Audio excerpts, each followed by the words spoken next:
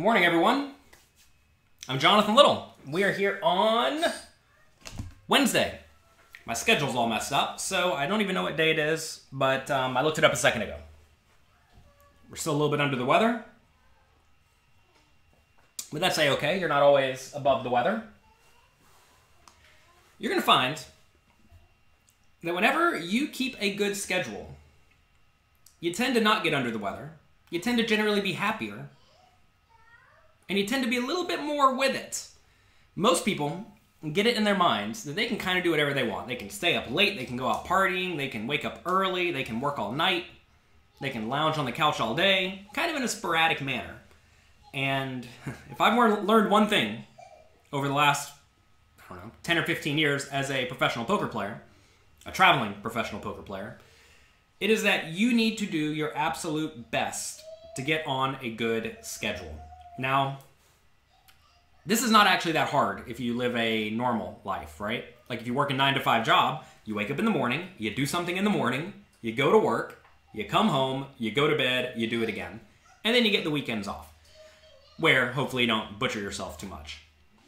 Now, hopefully y'all can't hear my baby yelling outside.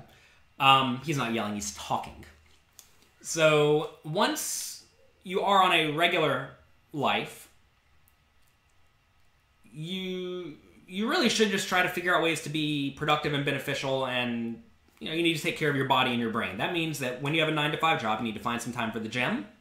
You don't have to go too hard, but you do need to find some time for the gym. You also need to find some time to take care of your brain. This can be doing things like meditation, reading books, just generally relaxing, etc. And you need to find time for work. And really, it's not all that hard. But when you're traveling, it becomes way more difficult.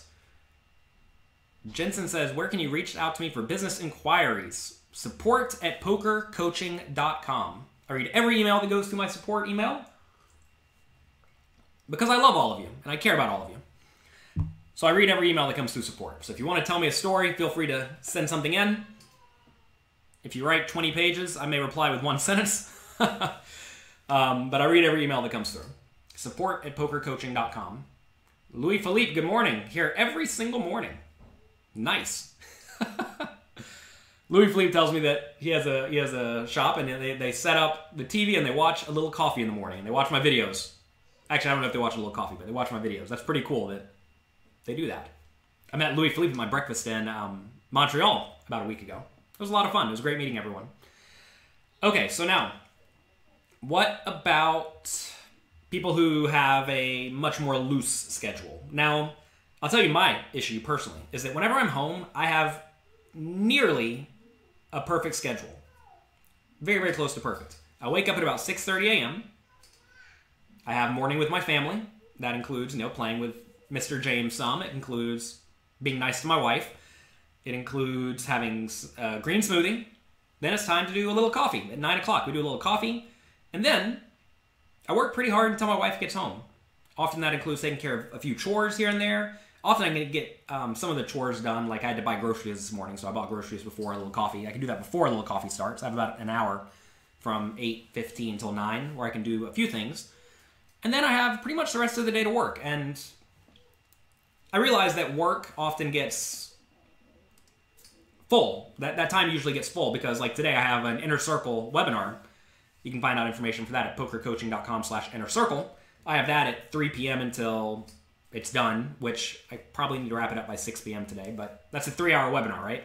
If I only have work time from 10 until 3, 11, 12, 1, 2, 3, it's only 5 hours of work, right? And I know I need to go to the bank in one of those hours. Now we're down to 4 hours. So 4 hours of work in a day is not really a ton. 4 hours of free work. But in that 4 hours of free work, I know what I need to do, right? I have a to-do list, and I try to slot in things in my to-do list that make the most logical sense. So when I'm home, I have that time blocked off pretty nice. And if my wife does have to work late, I'll put James to sleep at about 7:30, and then I'll just work until she gets home. Like last night, she didn't get home until 11 p.m., so I worked from 7:30 until 11. Anytime I travel, I always have a lot to catch up on. Okay, so when I'm home, life's great, schedule's easy. What about when I travel, though? Now it gets messy, because when you play poker tournaments, or poker in general, often you end up playing hours that are very different than a regular 9 to 5 life, right? So, like in Montreal, for example, there were some days where, like when I did the breakfast, when I hosted the breakfast for Louis Philippe and all of his friends, I had to wake up at 7:30 a.m. that day, right? Because I needed to be at the casino at 9. Sometimes it'll take a long time to get to the casino. So I needed to plan way ahead. I had to wake up at 7:30. But then, a few days later, I would be playing a tournament, and tournament starts at noon. I don't have to wake up until 10:30. So, you see, there's 3 hours difference there, and it may not sound like waking up a little earlier one day or later one day is that, or the next day is that big of a deal, but it really is. It will mess with your brain a little bit. You wake up feeling groggy one time or the other, probably the time when you wake up earlier. And it's a little tough. Also, inevitably, when you travel, you're hanging out with friends. When you hang out with friends, sometimes you go out to parties. That also results in you staying up late, maybe having a drink or too many, and then you wake up hungover a little bit. Not a lot, but a little bit. Try to not go off. Try to not lose your mind. Hello to Uncle Eddie. Good morning, good morning. Thanks for being here. So, you have to make sure you don't butcher yourself, is what it amounts to. It is very easy. Very easy. I see this happen to so many, even world-class players. They will play poker. They'll wake up at 11 a.m., go to the poker room at noon, play poker from noon until midnight, go have a drink or two with friends to wind down. Sometimes end up going out to the club. They stay up till 6 a.m., and then they do it all over again. Some people do that literally every day, or very close to every day. And that's not ideal. I promise you it's not ideal. Some people can't actually do it for a little bit of time, especially the younger guys, because they're still fresh and their body cures itself quicker than older guys. Like me, I'm an old man at this point. But it will catch up to you. So, be careful with that. So what can you actually do to try to get on a good schedule?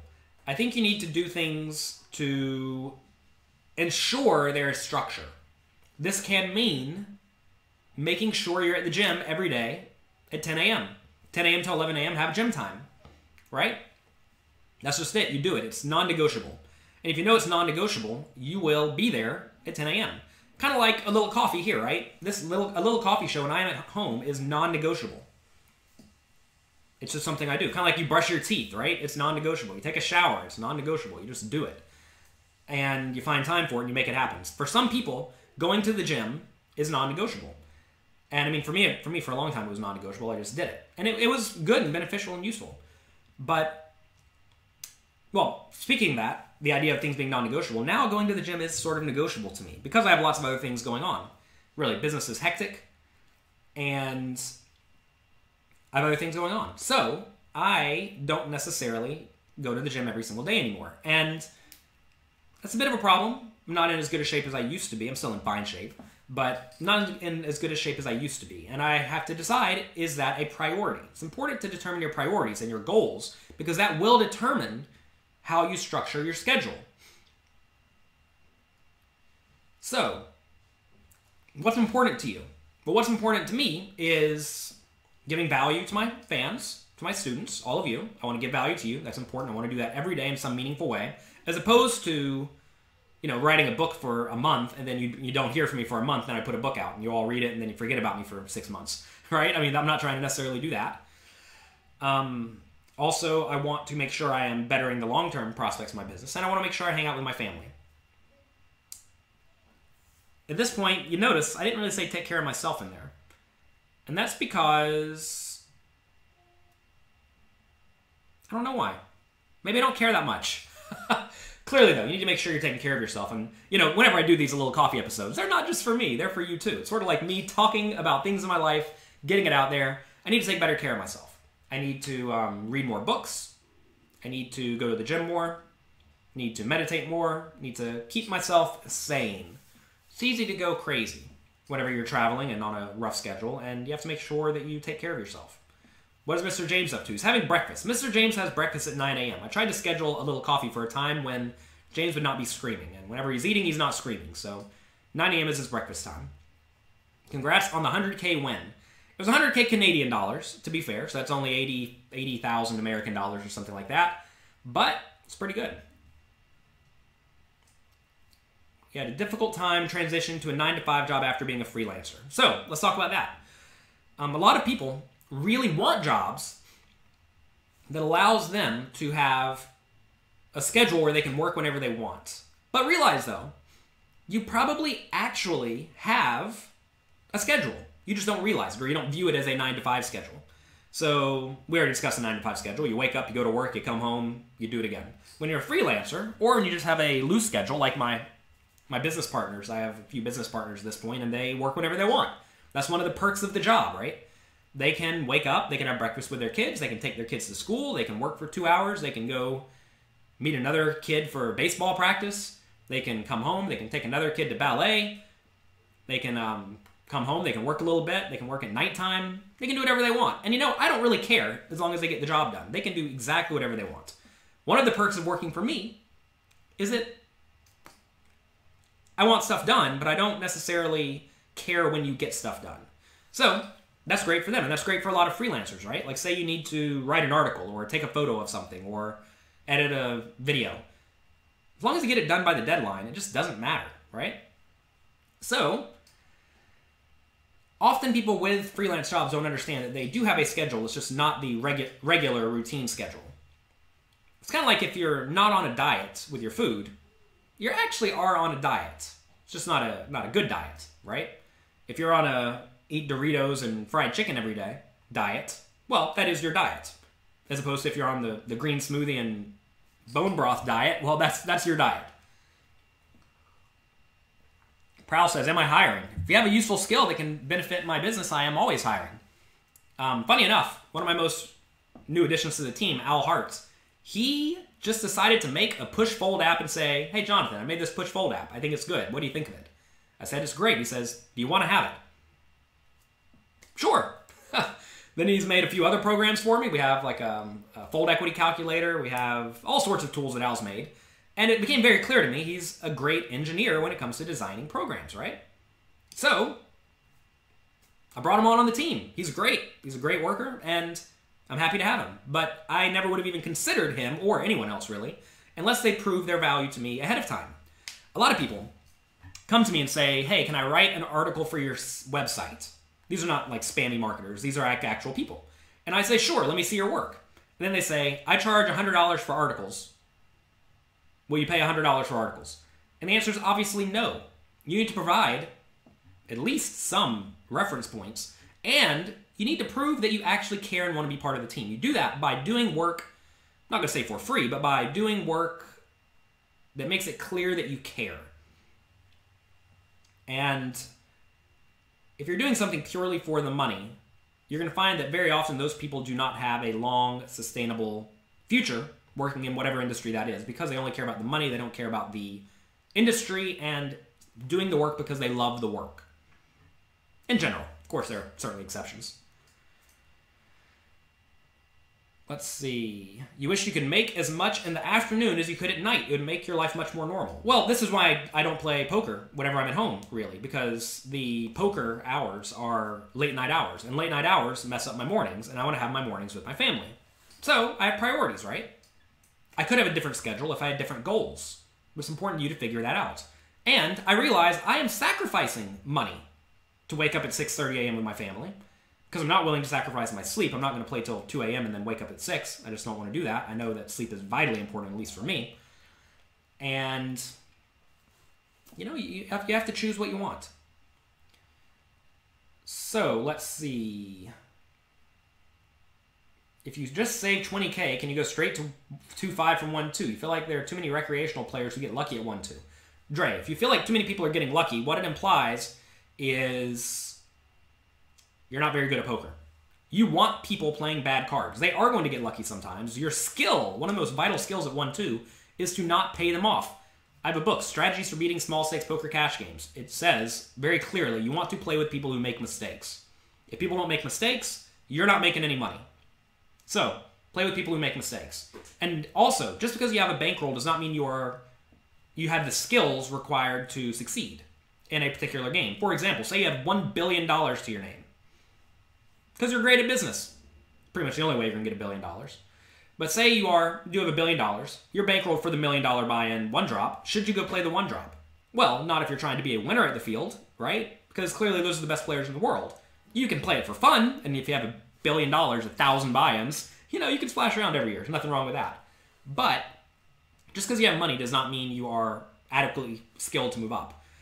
This comes up a lot in tournaments, right? Where, say someone normally plays $10 tournaments, and they crack off a 10,000 person $10 tournament on Party Poker, and now they have, I don't even know, call it $50,000 to their name. They did have, call it 1,000 before that. Now are they bankrolled to play games that require a $50,000 bankroll, like $500 games or $200 games? And the answer is no, not at all. Just because you have money does not mean you are skilled. It's very important to understand. And also, just because you got your money from something else does not mean you're skilled at other things. This gets a lot of poker players in trouble. With any luck, I'm going to make a video about this with Mike Sexton in the Bahamas in a few days, about how to hold on to your money, because that is something that destroys a lot of young people who come into money for the first time.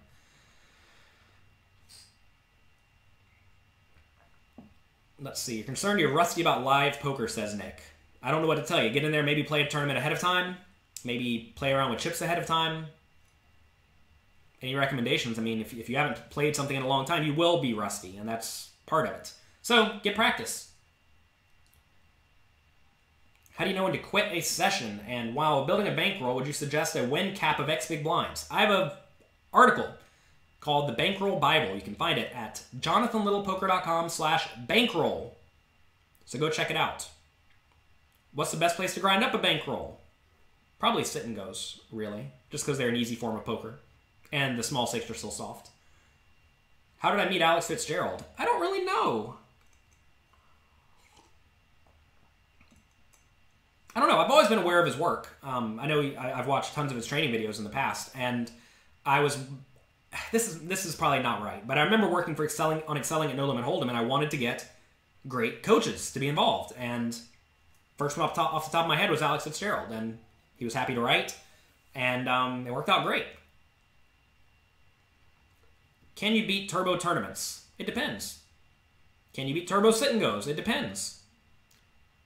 When I say everyone, lots of people seem to ask me questions like, is this game beatable? And it's very easy to find out. Just find people who are winners. Can you find winners in these games on the various tracking sites, on the various message boards, on people you know, on the internet? And if you can't find people who are winning in these games, then there probably aren't very many winners. If you can find winners, then the games are beatable. And then, if you find people who win at, let's say, 5% ROI in turbos and 10% ROI in slow tournaments, you have to ask, which one can you play more of per hour? It really is just a math problem.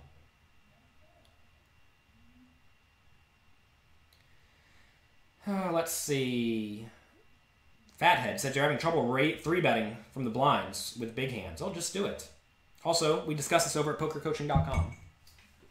What's the required bankroll for sit and goes? jonathanlittlepoker.com/bankroll. What's a good ROI? jonathanlittlepoker.com/bankroll. For small stakes tournaments, it really depends. Maybe 20%, 50%, I don't know. Any tips for playing in a drunk game? Strategies for beating small stakes poker cash games. Quick, easy book. It'll teach you how to crush those players. How many bullets is reasonable to fire in a tournament? It depends on your skill level, right? And the skill level of your opponents. As the tournament gets later and later, your return on investment will go down because there are fewer bad players in the field and you have a shorter stack. Also, it depends a lot on your bankroll, right? Maybe it doesn't make sense to fire the first bullet, for all I know. I need more books on Audible, please. I think I only have 8 or 10. So, I have every book that I have made that is easy to translate to Audible, meaning there are not a ton of graphs I put on Audible. And even one of them with a ton of graphs I put on Audible. So, we have 8 or 10. The webinar with Alex Fitzgerald was great last night. Good. Any chance you will send the webinar to us in an email?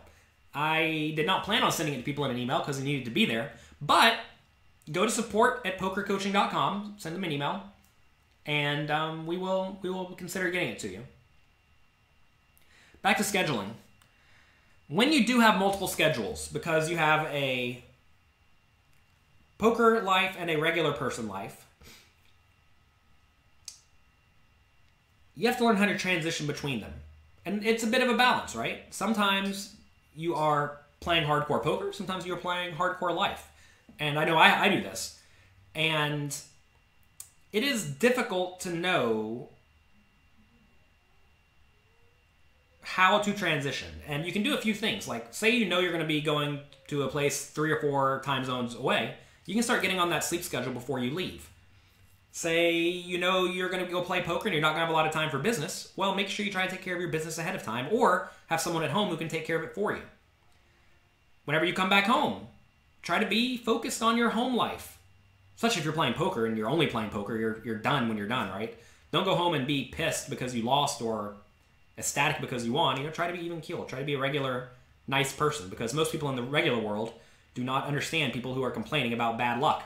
Maybe they do, but they don't necessarily appreciate it. So try to figure out ways to get yourself back into regular life as quickly as you can. Lat says, you read strategies for beating small stakes poker cash games, and those are some great insights for beating the games. Good, I'm glad to hear that. When trying out at higher stakes, should one start with special tournaments since they are softer? Yes, you should always play softer games as you move up. That means when you're playing cash games, let's say you played 2-5 and want to move to 5-10, play on the weekends when the games are softer. If you're going to go play tournaments, play in tournaments where lots and lots of satellite qualifiers play, because that's going to make the game softer. Crum says you have 2 partners who take 50% of your action. As a winning 1-2 player, do you think moving up to 2-5 with the help is better than keeping 100% of your earnings? Absolutely not. This is a very common mistake people make. If you are beating 2-5, if you're beating 1-2 and you keep 100% of your action, why would you want to play only double the stakes and keep half of your action? What you're doing is you are, first off, getting partners involved, and getting partners involved is almost always bad unless they are actively teaching you to be better, which most partners don't. But then, you're just playing twice the stakes, so you're going to have the same win rate, assuming the games are equally soft. And they should not be. 1-2 will be softer than 2-5. So, you want to play 1-2 with all of your action. That is a detrimental mistake, Crum, that will put you in a lot of trouble, especially as you progress higher and higher up. Just play 1-2. If you're already crushing 1-2, play 1-2. And win money, right? Say you're winning $20 an hour. You'll have a 2-5 bankroll in like a month. That's it. Just play on your own. The only times you need backing, I'm going to tell you the 2 main times. One is when the game buy-ins have gone exponential, either because that's how the stakes work or because somehow you get invited to play much bigger. For example, say you're normally a 2-5 player, but they decide to play 25-50 one day, and the game's super soft. It's like basically all the bad 2-5 players, right? And no good 2-5 players. Well, you should probably play that game, and that does make sense to sell action for that, because losing 15K out of your 15K bankroll will be quite bad, right? So, maybe you sell action for that. But that's when you're playing 10 times higher. Say you normally beat $5,000 buy-in tournaments, but you know there's a soft 25K. Or a soft 100K, right? 5 times or 20 times your normal buy-in. It makes sense to sell for those. But if you're playing $1,000 tournaments, or $500 tournaments, you don't really need to sell action for $1,000 tournaments. You just need to grind the 500s and get a bankroll. Unless the 1000s are particularly soft, right? Then maybe it does make sense. The other time is when the people backing you will give you coaching. So I work with the Pokar backing group. And essentially what they do is they take small stakes players, they give them money to play, and they also teach them to be better. So you're getting free coaching in exchange for giving up half of your action. And that probably is very much worth it, especially if you're starting with almost no money. As you already have money and you're already doing great, it makes sense to just hire the coaches instead. Like say you know you're already making $20,000 a month, but you want to make a little bit more, or you want to move up a little bit higher, just spend $3,000 a month on coaching and don't worry about it, right? How hard is it to play online abroad, being a resident in Florida? Is it easy to get set up in Canada? I always go through Poker Refugees. Check it out. Dia says, you're reading my book and taking notes. Good. Great insight on page 23. I'm glad to hear you're liking it. What's up, bro? Good morning. I am the bro. Did I make it through day 1 of the World Poker Tour Montreal with only 10 big blinds? I think I had, I was pretty short at the end of day 1. I ran a big bluff against Kitty Quo. She called in a pretty easy calling spot, and I had no chips left. And some people might say, why would you do that? Well, because bluffing is good. And sometimes it doesn't work. It's a spot where it will work a lot, and it just did not work, and that's okay. Also, making it through the day doesn't really matter. It's very important to understand the day is irrelevant. Completely irrelevant. What is relevant is when does the rebuy period end, which was actually 2 hours into day 2. So that didn't matter. And I had a shallow stack. I could just blast it in on the first 2 levels of the day, and if I had to rebuy, I had to rebuy. Or re-enter, I had to re-enter, and that's okay. Any suggestions for board texture daily practice? Go to pokercoaching.com and go through all the homework. Is there a site you can play for a living in New York City? I don't know. You need to do some diligence. I don't play in New York City. But anyway, I had no chips. And actually, I had no chips again later. I had a hand where I had ace-king against... under the gun raised, second called. I called in third with ace-king. It comes king, jack, 10. Under the gun bets, I call. Turns a 6, he bets, I call. River's a 4, he bets. Maybe I'm supposed to fold there.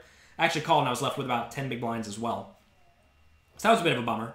But, when you get short, you aren't out. I think a lot of people get in their minds that when I get low on chips, I'm out of the tournament, I need to give up, or I need to try to run it up as fast as I can. But no, just sit there and play well, right? You don't have to do anything insane. You just need to sit there and play well. Do I usually sell action or play on my own? Once buy-ins get to about 25K and higher, I typically start selling action.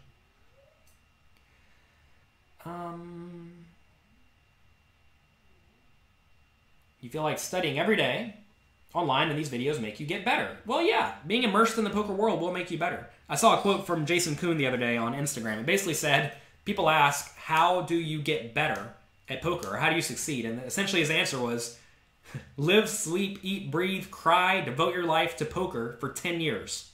And then, you'll probably be pretty good. Most people want to have a beer and watch someone stream on Twitch, and that's not how you get good at poker. That's how you waste your time and lose a lot of money at poker. Is there a good way to scope out poker rooms before you move to a place? Yeah, take a vacation there.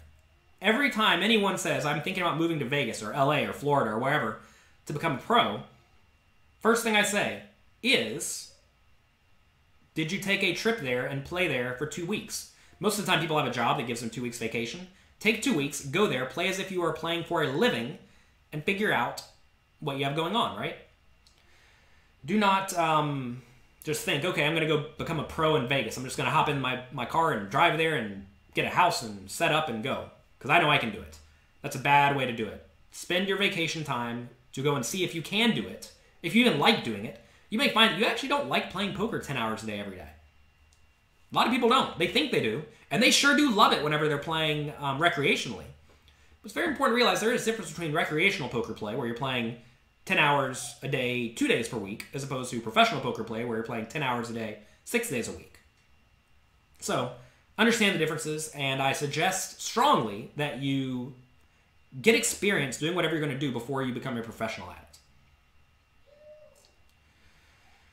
Let's see.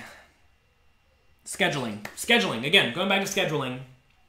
Scheduling will help you focus on what matters.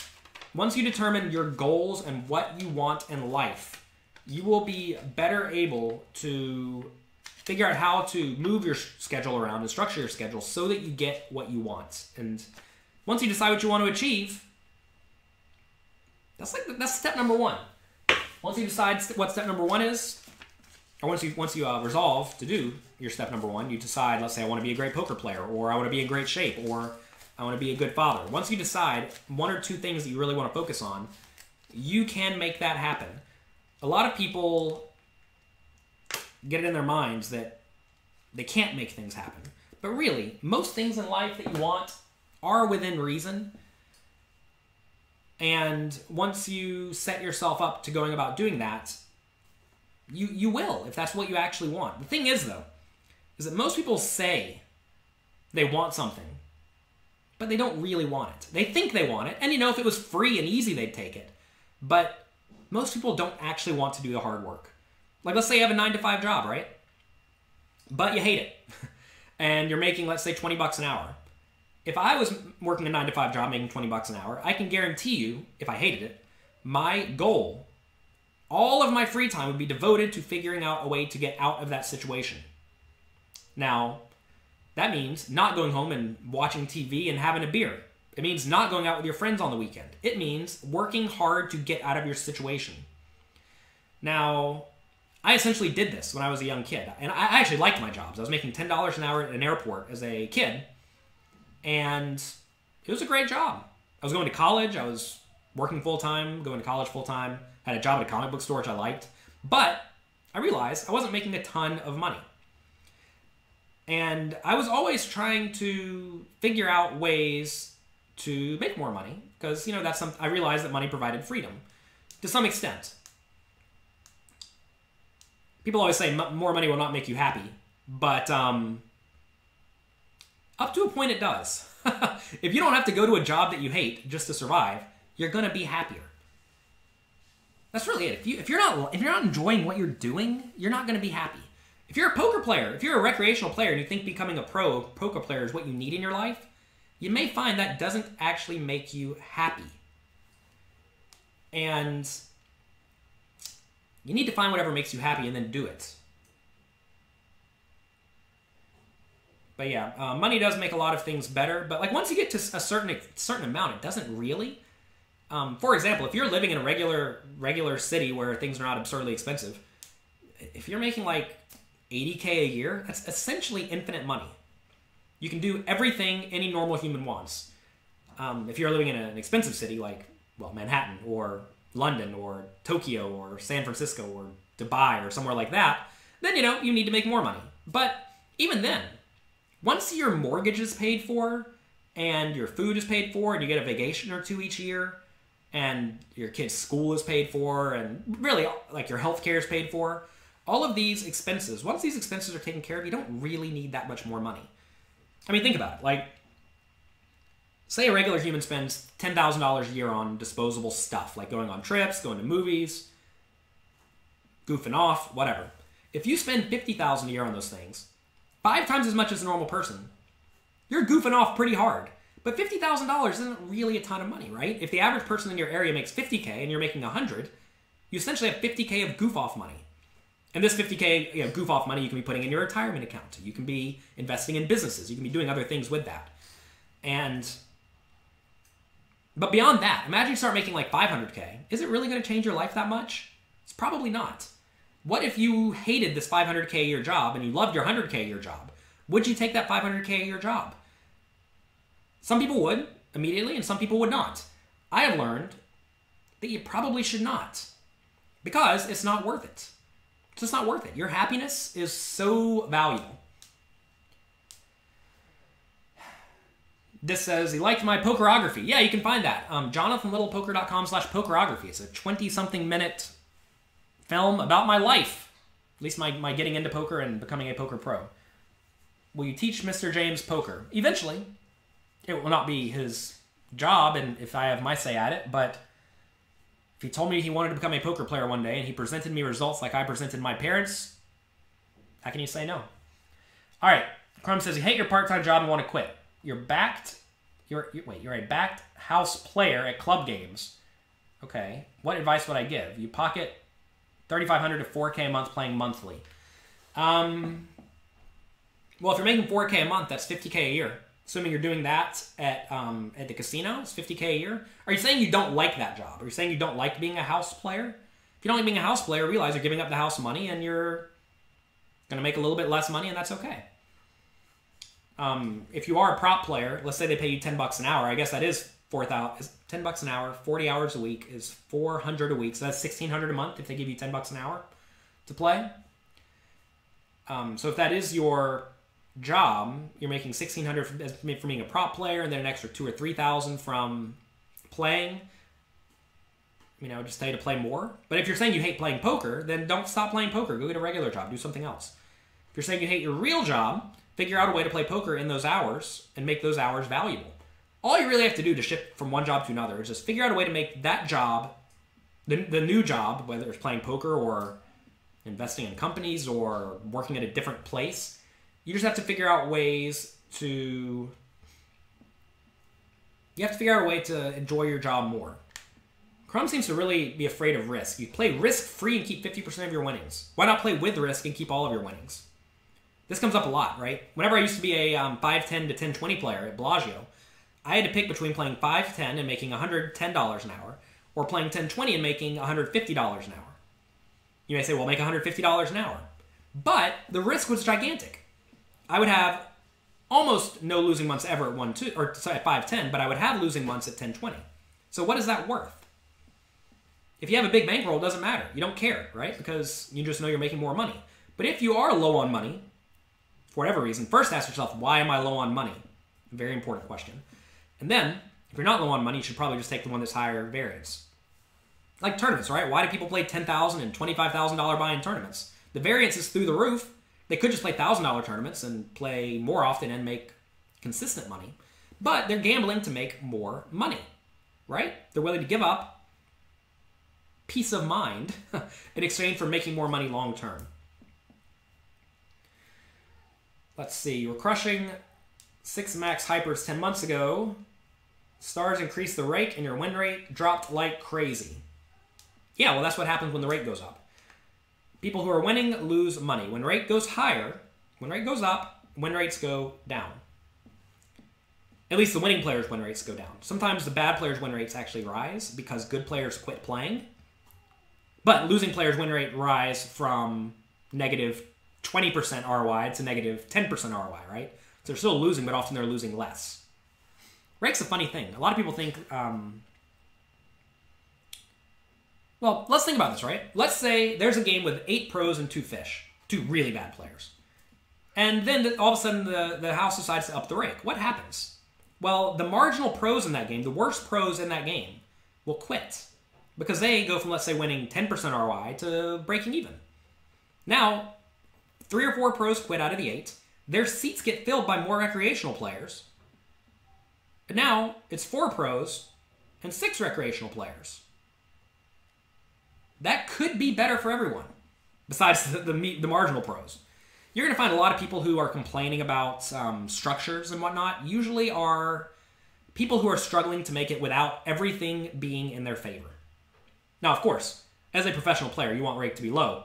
But you also don't want the game to have 9 pros and 1 kind of bad player. This is actually what happened to Sit and Goes at the high stakes and why I had to start playing tournaments.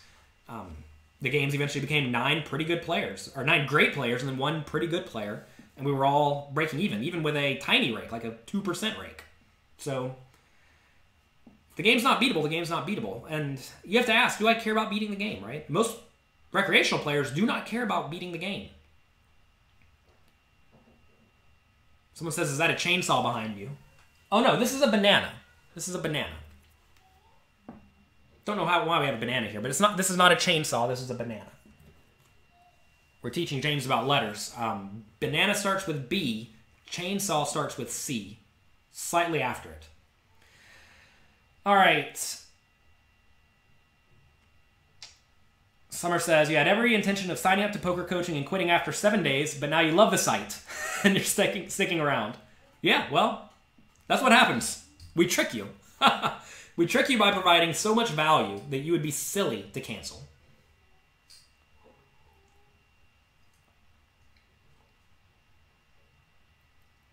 Let's see. Someone else says, what's up? Hello? Someone says, cool, cool. Oh, I'm trying to think what else I have to talk about today. It's important that you're happy. And I would bet that for the majority of people, if you find a regimen that you can stick to that keeps you happy, you're going to be way happier than if you just dilly-dally around and kind of fumble around and don't really know what you're doing. If you look at the lives of a lot of very successful people, they are incredibly regimented. Whenever I'm talking to my mentors who are all crushing at life, they'll schedule me in for like a 2:15 call, which means it kind of implies they're busy until 2:15 and they're busy after 2:45. Or we'll have a lunch and the lunch will be exactly 11:45. And, that's fine. I have no problem with that. I think it's good. I'm not even that regimented. I mean, I do know that I eat at about noon each day. But a lot of the best people have their lives very regimented because their time is very valuable. And as your time becomes more valuable, spewing your time, wasting it on things, is very, very, very detrimental. And you don't want to do things that screw up your life. And the cool thing about is that while clearly people who are very successful, their time is very valuable, if you're not successful, your time is also very valuable because you can use it doing the most beneficial thing you can possibly do, which is bettering yourself. It's very, very hard for someone who is very successful to better themselves any meaningful percent. Now, if they do increase their business by 2% and they're making $1 million a year, it's $20K a year. If they can do that in a few hours, that's clearly great. But if you have nothing going on, you can take whatever free time you have and use it to learn something. Now on the internet, you can go to classes at Harvard. I mean, you're not going to get a degree, but you can actually sit there and attend the classes virtually at the best universities in the world. And instead of sitting there and playing video games or watching TV or, doing nothing, you can be bettering yourself. So use the time that you have wisely. And most people who get to the very top do not start at the top. A lot of them start in the middle. Some of them have started at the very bottom, though. And if people can rise from the bottom to the top in a lifetime, you can do it. It's just a matter of actually wanting to do it and needing to do it. You need it in your bones and in your heart. If you have that desire and you have that drive and you have that dedication to rise up from whatever situation you're in, you will. You have to make sure you're asking questions. You have to make sure you are working hard, and you'll probably get there. I'm a gentleman and a scholar. I don't actually know if I'm either, but we're doing our best. Can you play the quizzes on Poker Coaching on your iPhone? You should be able to. Sign up for the free trial and do it. See what happens. We made it free so that you could try it. What is a good volume objective in a week?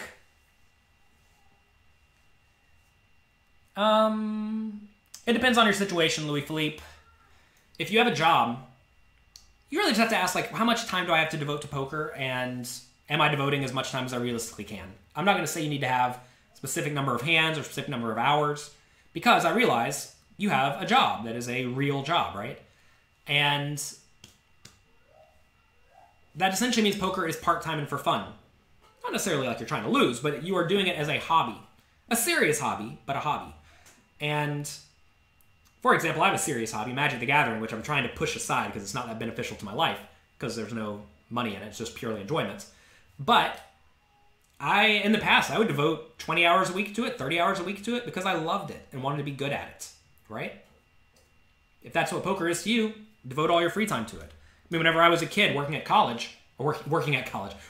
going to college, I had 20 hours of free time a month, and I devoted 20 hours out of my 20 hours of free time to poker, because I really, really, really wanted to get good at poker.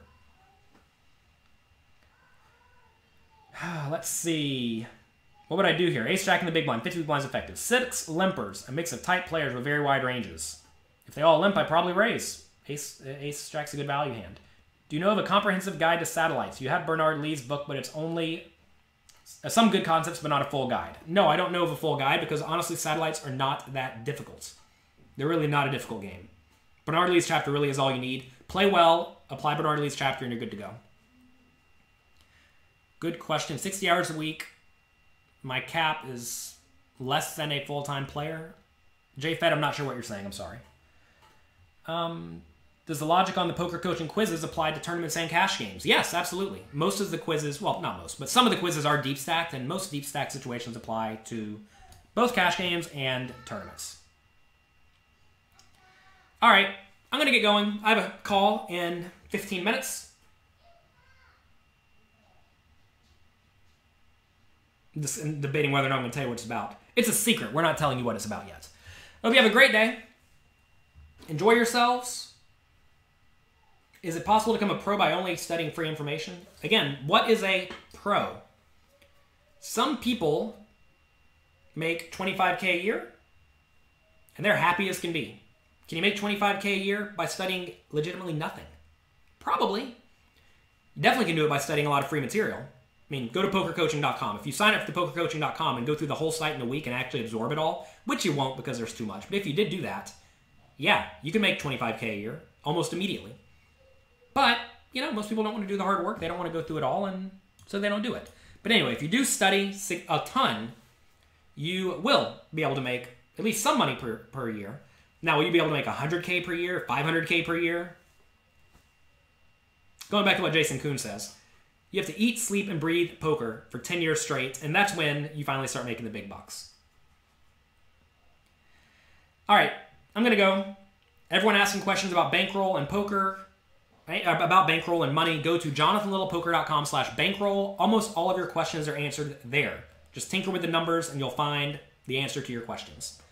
Will I be doing these from the Bahamas? If the internet works. I had problems in Montreal with the internet. It kept cutting me off every few minutes. But the plan is to take my setup here, and I will do my best to do it from the Bahamas. Their internet seemed pretty good last time, so hopefully it'll work. What do you think about big bet poker tournaments when the field is above average? What do I think about them? Oh, what do I think about big bet? I don't actually know what you're asking. I think that you need to play well. If you play well, you're going to win money. Now, that depends. Playing well depends on your opponents. But sometimes you need to play tight. I don't know. Sometimes you play tight, sometimes you play loose. What online sites do I play while I'm in New York City? I don't play at all, because I don't need to play poker. I don't feel a desire in my life to sit and play small and medium stakes poker, which is what you can play in most of the sites. We discussed this many, many times. But no, I don't need to play to stay fresh or anything like that. I study a ton. I watch a lot of hands. I coach a lot of students. And that is really better than me playing, because I get to sit there and I get to learn from other people's mistakes. What's the biggest cash game pot I've been involved in? I don't know. I know I won an 80K pot one time. I had queens. It was in a 100, 200, 400 game.